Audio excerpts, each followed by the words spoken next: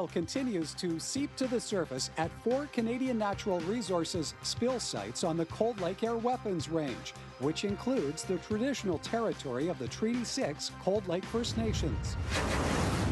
While CNRL contends with millions of dollars worth of cleanup and the uncertainty of how to stop the oil, band officials say they've had limited access and little in the way of information on environmental impact.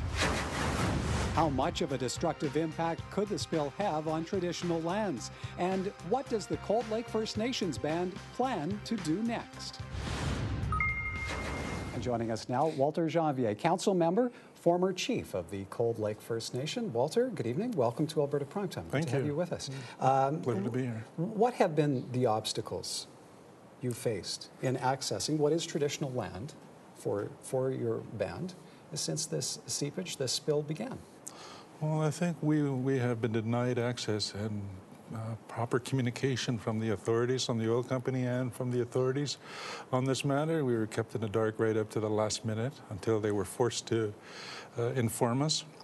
And a lot of the times, up to most recently, we were denied access to see for ourselves the extent of the damage. They even went so far as not allowing our technical people, scientists that can give us a good assessment of the damage. They've denied us access. They even denied our photographers, everybody.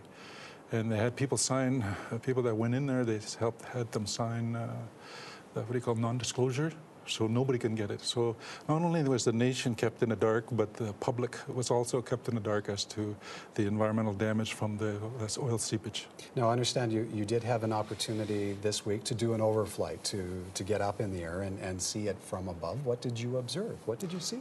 Well, what we saw was quite devastating as far as the impact on the water. Like we had an aerial view of the site, all the spill right within the water and also on the land. And the damage, I can say, was very serious in nature, whereby they say, oh, there's minimal damage.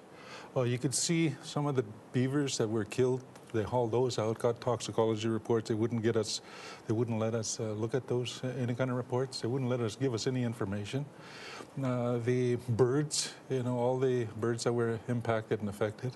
I don't know if you'd have photos of it, but there are some, as they call it, remedial measures, which looks more like a circus than it does anything else, trying to contain animals and trying to scare away the birds from there. As far as we're concerned, their actions or inactions are not very meaningful. And that speaks then to the next question. How have they answered to your questions in terms of impact, environmentally? Environmentally, like the general mainstream, they have been saying, oh yes, we have contained the oil spill. But contain and actual doing something about it properly is another matter. Well, did they define for you what contain means? Oh, contain was that they may have had some berms around it, like, on the water they had some booms stretched out. They had a bunch of boats in there. As far as trying to collect all the oil, because it's a very awkward spot to get at. It's hard to get at. They collect them in barrels and haul them away in by the back truck. But contain is very weak in a sense that it's such a damaging effect over and above what they can contain. The real issue at hand is what's at subsurface level with this process. What's below that they can see, what they can solve. They have no resolution to it. They have no means of controlling what's happening from under the ground, which is essentially what they're doing is they're injecting high pressure steam. What does steam do? It has to go to the area of least resistance. And they over-pressurize it. As a result, once they heat up the bitumen then rises up through the oil, and it doesn't necessarily come through the pipe that they hope to bring it back up. But it ends up finding its way into the aquifers, into the natural crevices in the ground formation and back. That's a result of oil coming out by the lakes. Is that how you view then the cause of this? It's not so much as we've heard from the company as maybe a well bore, as in a mechanical failure in the well. It's something over and above that. It's far more beyond that. They do not even have answers to the exact reason and how to solve and how to resolve it. And that's what our nation wants. We want to see some proper action. We want some answers. We want to see some people held accountable, not only the regulatory, but also the company, to ensure that we could have this land returned back to some form of natural state. And does that include keeping the wells there, though?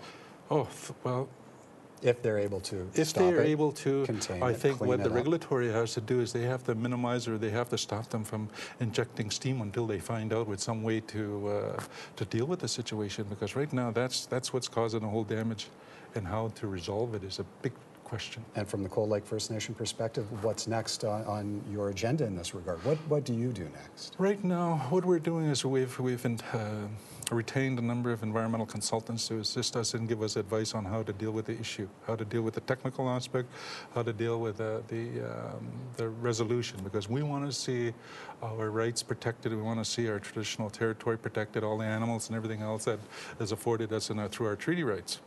And also, more so, this is a far more great impact on people than just the Cold Lake First Nations, people that are affected by the water, the groundwater, and everything else in the environment. When I had a visual opportunity to go fly over it, I was quite devastated by the catastrophic impact that this so-called little small leak that they contained. When they say they contain it, I think that's just bogus, and they haven't given the full story as to... They showed us only 2 sites. There's 4 spills. They showed us only 2 that they would allow us to go to. The other 2, we have photos which are even more damaging than the existing 2 sites we visited.